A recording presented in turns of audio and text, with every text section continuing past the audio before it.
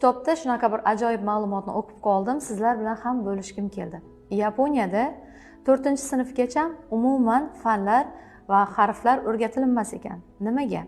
Chunki 1-sinfdan 4-sinfgacha faqatgina odob, axloq, tarbiya o'rgatilinar ekan va undan keyingina 5-sinfdan boshlab fanlar o'qitilishi boshlanar ekan. Psixologiya tarafdan qaraydigan bo'lsak, mana shu aynan 6 yoshdan 10 yoshgacha bo'lgan davr o'zi aslida latent davri hisoblanadi. Ya'ni bolani ijtimoiy yetuklikka tayyorlash davri.